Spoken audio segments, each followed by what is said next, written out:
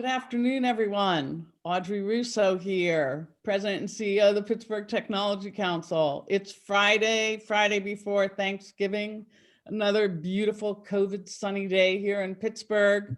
And we're thrilled to wrap the week up with a dear friend and colleague, Christy Uffelman. I'll do a nicer intro to her in just a moment. I just want to set the table so we can get some of the housekeeping out of the way.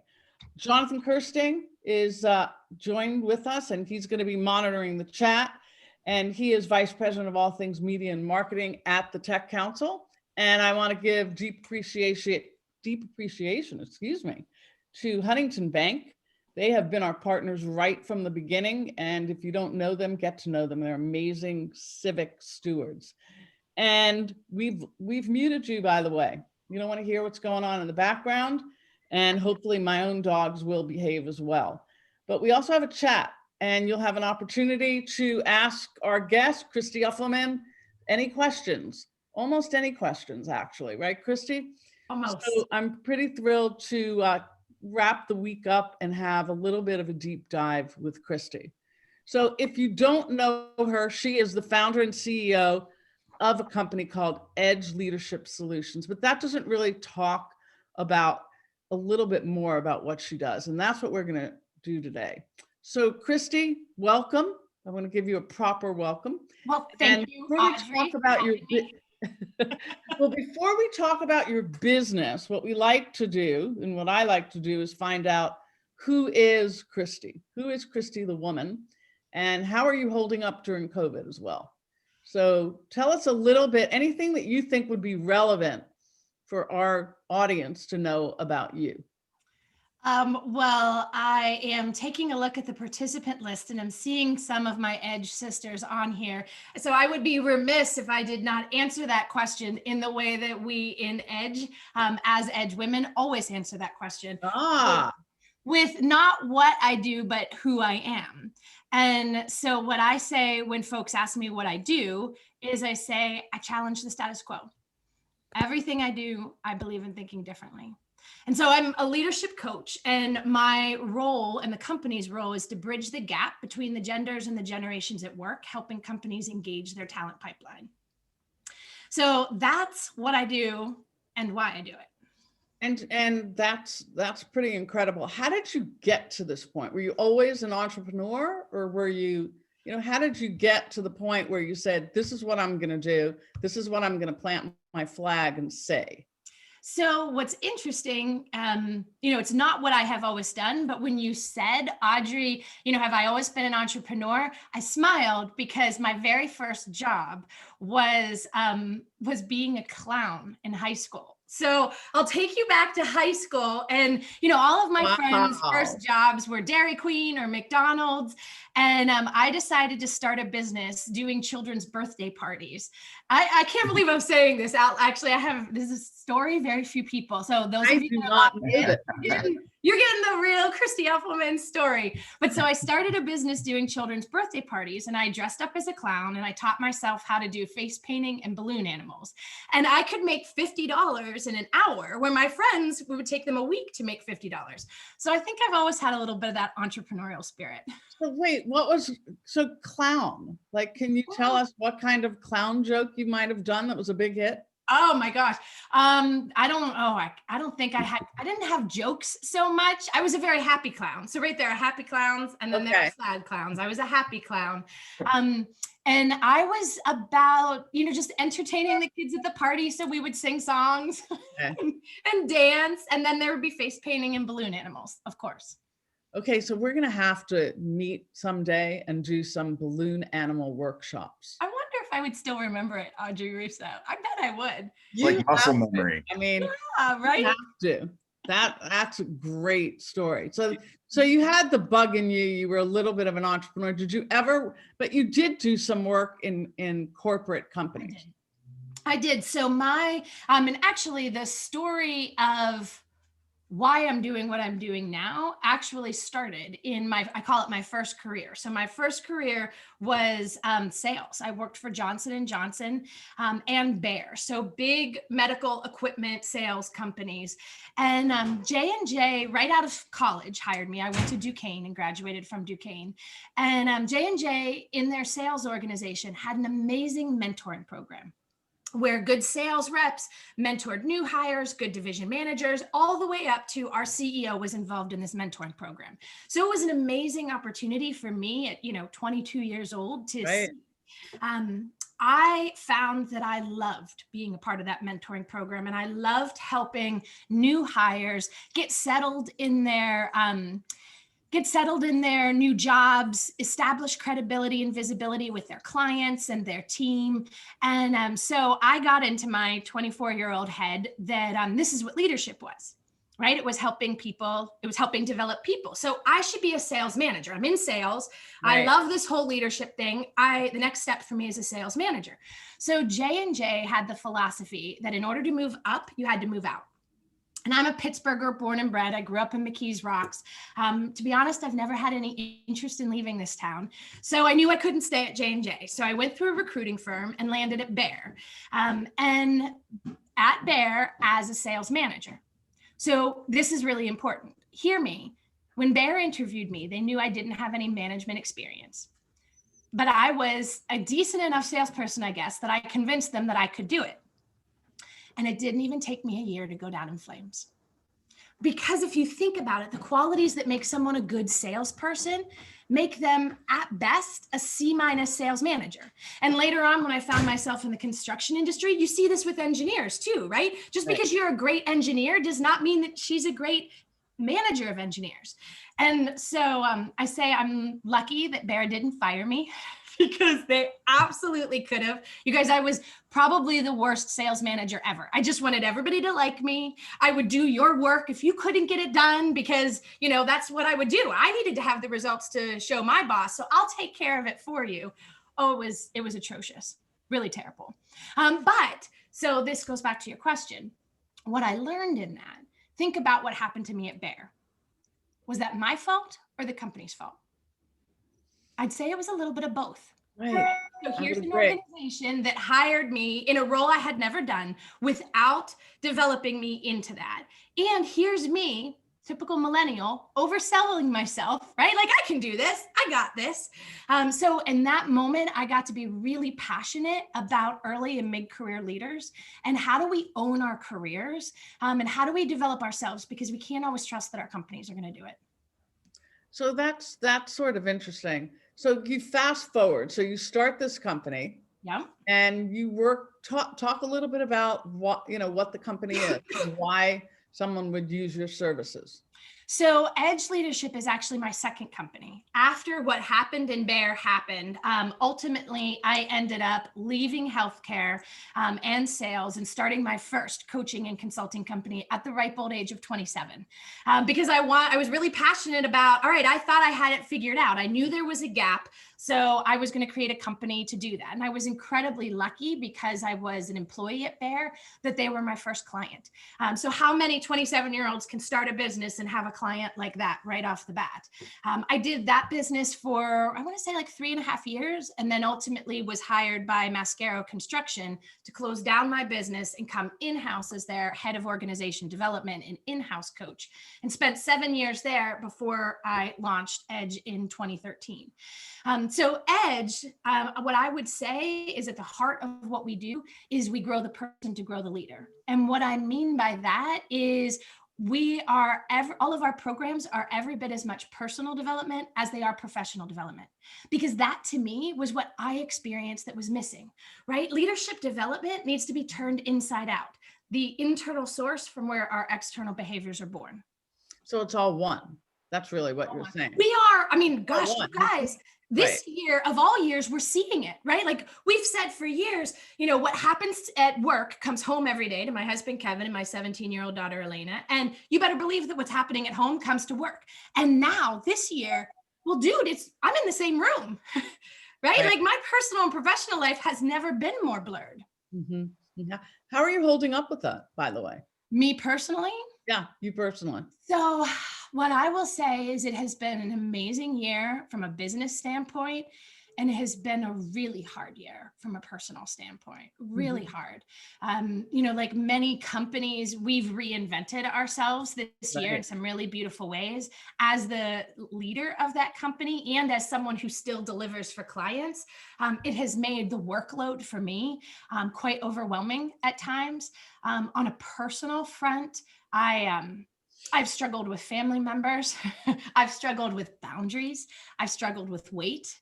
Mhm, I've struggled with my health. mhm. Um, and 3 weeks ago, I lost my grandma, who was like a mother to me. So it has been a So year, I would sorry. say, of overwhelm and grief in a lot of ways for me. Wow, thank you for being so candid. And I think that's important for people to hear. I really appreciate, that's one of the things that I really appreciate about you and the work that you do, is that your candor is really, it's right there.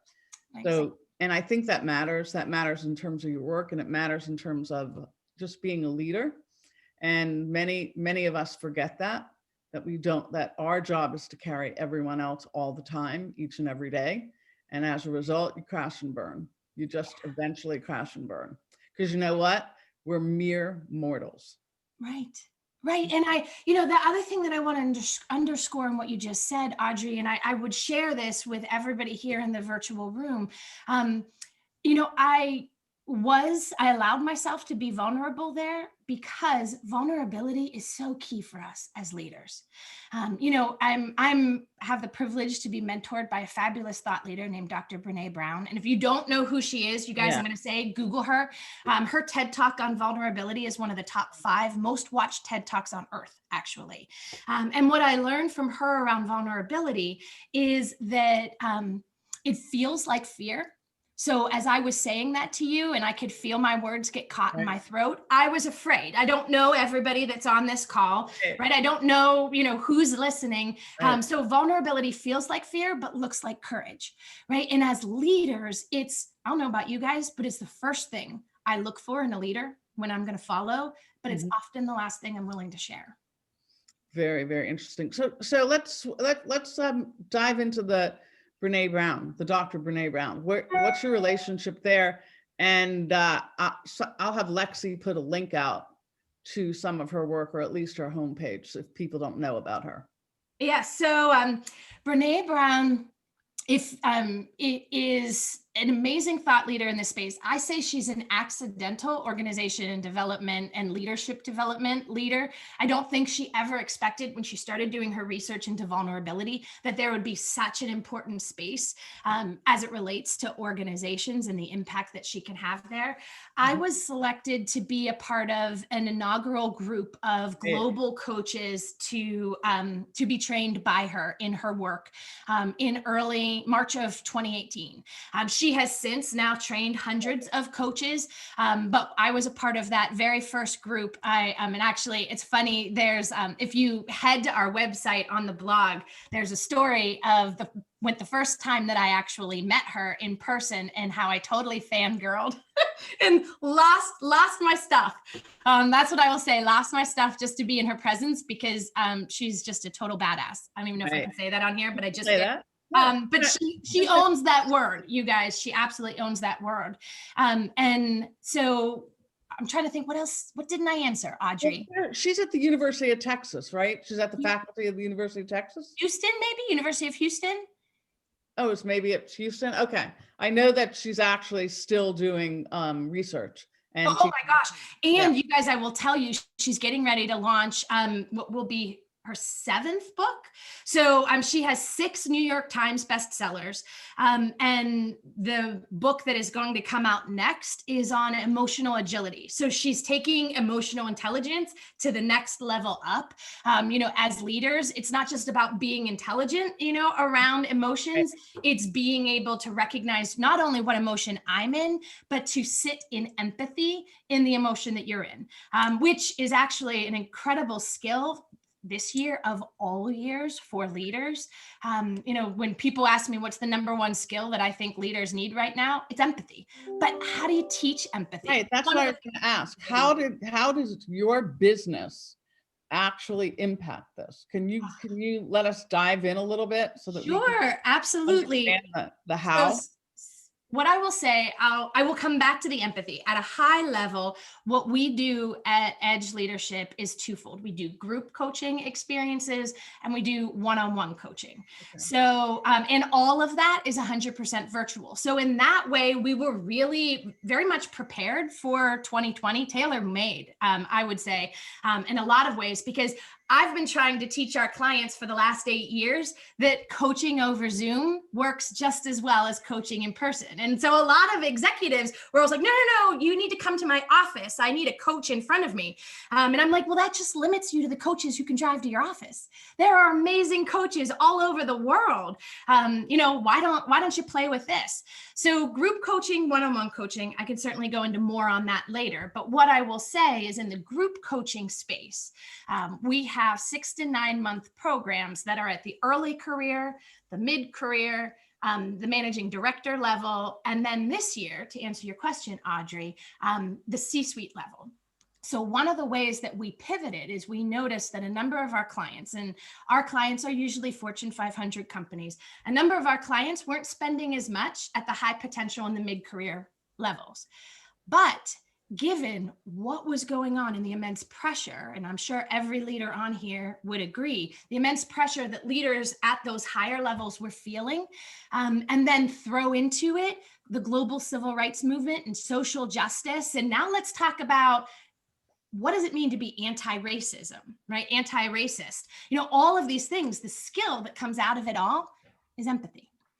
And so what I will tell you, and I'm going to totally give him a shout out right here, is we have a gentleman, a CEO here in our city named Steve Malnight, who is the new We CEO. know Steve. He's been on our show. Well, fabulous. Yeah, so you guys know how awesome he is. Right.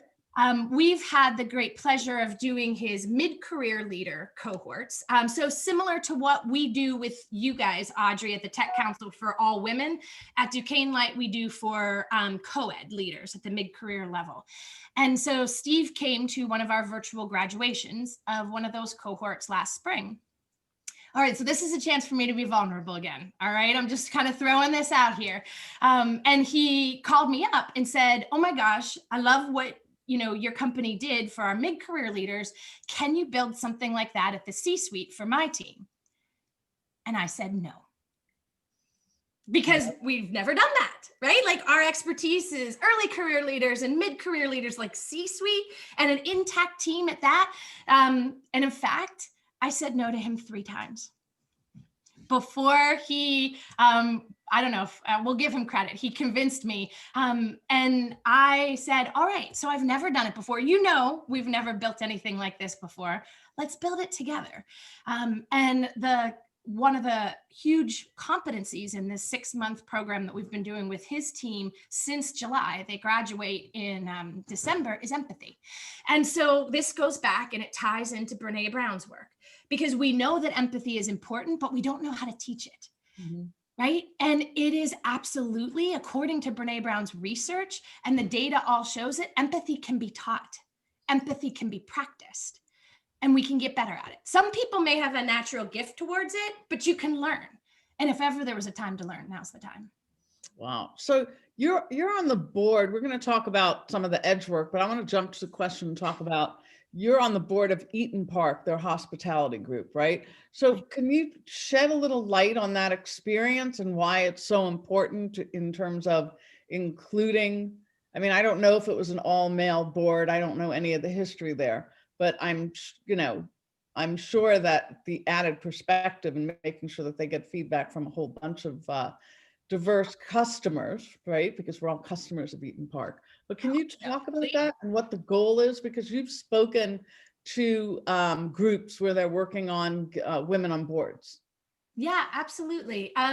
It'll be another good opportunity for me to practice vulnerability. Actually, I'm just giving you every chance. You are, and I'm telling you what, Audrey, I'm stepping into it, because if you guys leave here with nothing except for that there's power in being vulnerable to your teams and your people, then I'm living my purpose today. So 2 things. I've been on a lot of not-for-profit boards. And I continue to do that. But as a door was opened to me by a fabulous woman that most of you know named Laura Ellsworth. And an organization had come to her. They were looking for someone to chair a national not-for-profit called 2020 Women on Boards. And she was unavailable and had suggested that they talk with me. So I became the chair of that great organization for 4 years. And that's where my eyes were really opened to the lack of women represented on Fortune 1000 company boards. And of course, you know, in the S&P 500, and, you know, you could just keep going down. Lack of women just about everywhere. And as I started to dig into the research and see why that diversity of thought was so important across the gender spectrum, I became very passionate about it here in the Pittsburgh region and across the country. And it was during that time, and I did not realize it at the time, that I was being recruited by the folks at Eaton Park. So they were a client of mine. And I remember having dinner with some of the Broadhurst family. And I was thinking that they were inviting me to pick my brains about, you know, what I knew in this area, and, you know, that they were looking for a woman on their board. And it wasn't until I came home and I was telling my husband, Kevin, about it. He's like, babe, I think they're thinking of you for the board. And I'm like, no, I'm 40 years old, right? You know, like I know there are some companies that are innovative and they're putting millennials on their board, but I don't have any board experience. And that's exactly what they were doing. So I give them, you know, tremendous credit for that, while also recognizing, because I think this story is important for other women to hear, is that sometimes we have advocates that we don't know we have, right? And sometimes we need to trust that other people think we're ready even before we think we're ready. You know, so there's power in leaping at those opportunities. So, you know, we have worked with you. So for those of you who don't know, we have our own EDGE program. I think we're in our Year into 5, baby. our fifth year, right, of doing this. And to tell you the truth, Christy will know that I was very apprehensive about this right at the beginning. And that's for a whole other conversation. But there were men on our team that were pretty passionate about saying that we really need to work with you and do some experimentation. So can you talk about your experience in terms of working with the Tech Council and our members? And because this is across companies, right? So Yes. You have had conversations about intra and inter-company participation. So what kind of feedback and what learnings have you had as a result of that? Oh gosh. So what I will say is that while this is our 5th year with partnering with you guys for our open enrollment EDGE program, we had 1 year prior to it where we did it on our own. And if it hadn't been for you guys, we still wouldn't be offering it, because it was just too heavy of a lift for my team to handle both the delivery of excellence in programming and the administration, coordination, sales piece, you know, that you and your membership bring. So for us, it was absolutely an important partnership. When I think about what we have learned over the last 5 years,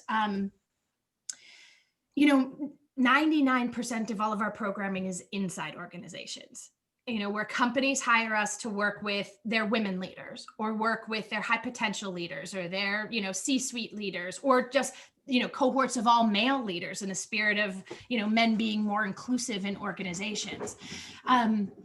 What I love about our partnership is that now we get to impact organizations that couldn't afford to bring us in-house. Mm-hmm.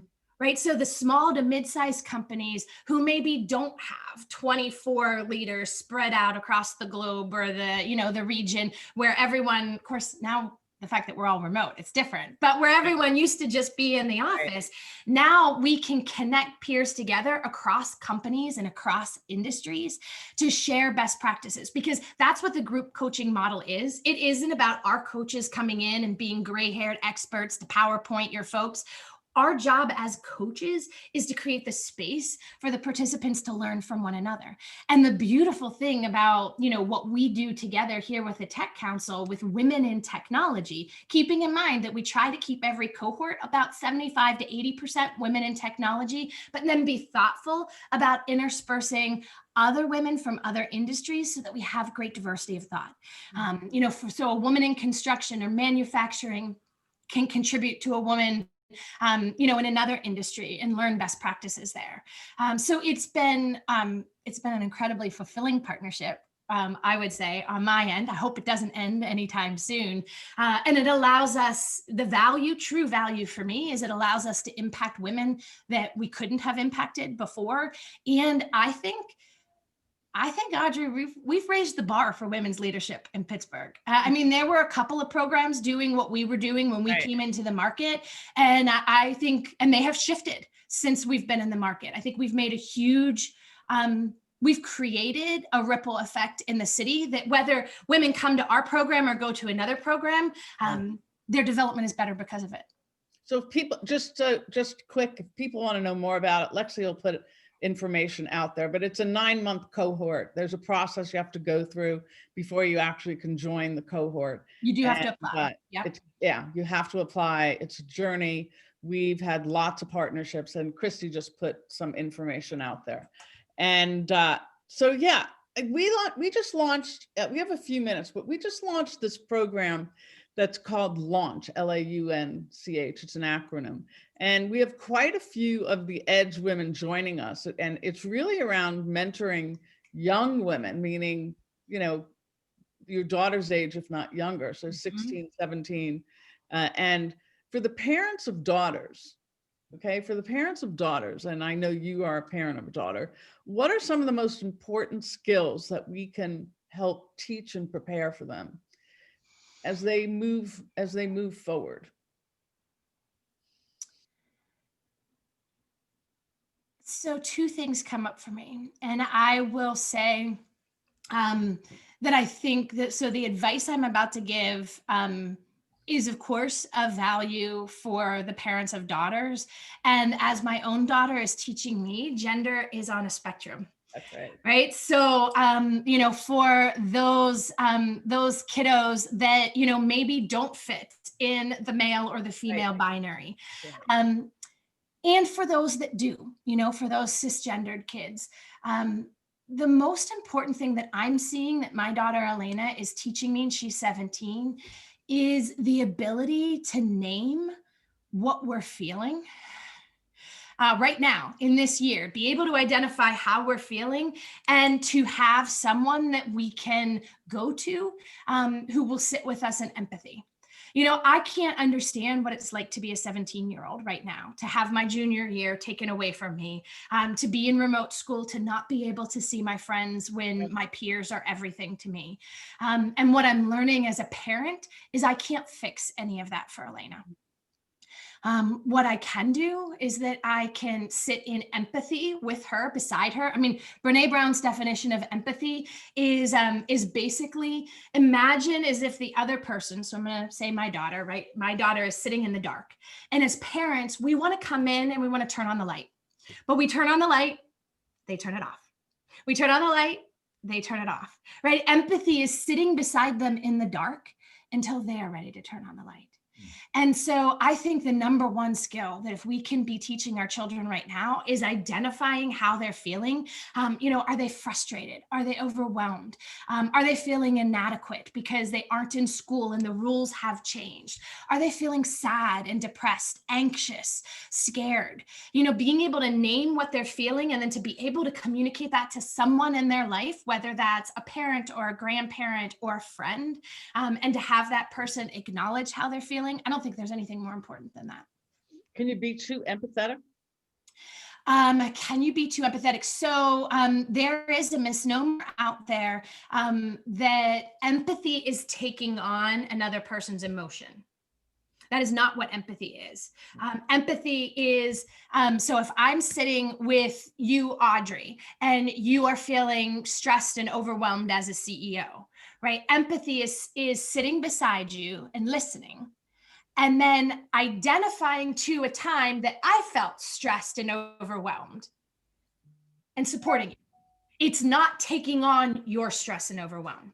Do you see the difference? Fix it. It's not trying to fix it. It's not, empathy is not problem solving. There is a place as leaders for us to problem solve.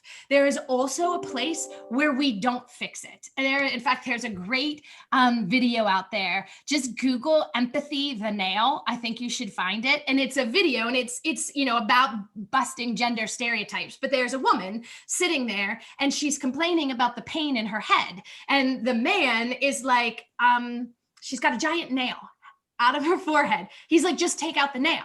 And she's like, no, my sweaters are all snagged. My head hurts. And he's like, just take out the nail, right? That's the difference between empathy and problem solving. Sometimes people aren't ready to take out the nail. That doesn't mean that we can't support them. And that doesn't mean that we're going to take the nail out of their head and put it right here in the middle of our forehead either. That's great. That's great. And we've put the video out there. Thank you, Lexi, for getting it. Thank you for finding it. It's a fun one, you guys. You'll enjoy it. Thanksgiving is coming up. How are you taking care of yourself, and what are some parting words of wisdom for the rest of us out here? So I'm taking care of myself by taking some time off of work next week.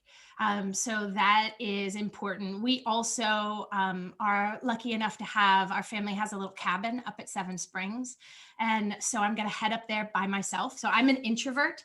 I say I play an extrovert on TV, but I'm absolutely an introvert. So how I take care of myself is just being alone.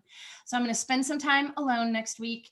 And my parting words, you guys, my parting words, I want to reiterate something that I said earlier, and that is the importance as leaders of practicing vulnerability. I feel like a lot of us, myself included, back in April, were realizing the challenges that our people and our teams were facing and how overwhelmed they were. And then somewhere in July, we all started to get used to this new normal, right? And the workload, I don't know about you guys, but in my company, the workload went right back up. The expectations went back up. Yeah. And we haven't been doing as much checking in on our folks as we could be. And so I'm going to leave here. As I'm saying this out loud, I'm realizing it's actually a call to action for myself too. Right. For all of us. But the invitation I have for you is think back to what you were doing in April with your teams and your friends, and check back in with folks, and simply not to try to take on their overwhelm or their stress or their emotions, but to sit and practice sitting in the dark with them and letting them know you care. Well, that's it. You've heard from Christy Uffelman. We put links out there. We told you about our own EDGE program. She shared some things about herself that if any of you know her, didn't know. And if any of you have never met her before, you have a peek inside of the heart and brain of Christy Uffelman. So I want to thank everyone. Take these words. I'm going to take them as a to-do list as well to remind myself. And Jonathan, what do we have up next week? Next week, Thanksgiving is going to be a short week, but what do we have up? We're kicking it off in style because we have Toby Dynavox stopping by, a technology that's literally giving people a voice. I cannot wait for this. Right. As usual, you got to have severe communication impairments. It's really exciting. And they were born in Pittsburgh, right? They were born and bred in Pittsburgh and continue to kick butt here. We love it. That's great. All right, everyone, stay safe. Have a great weekend. Thank you, Christy, for taking the time with us. Absolutely. Thanks for having me, you guys. Happy Thanksgiving. Happy Thanksgiving.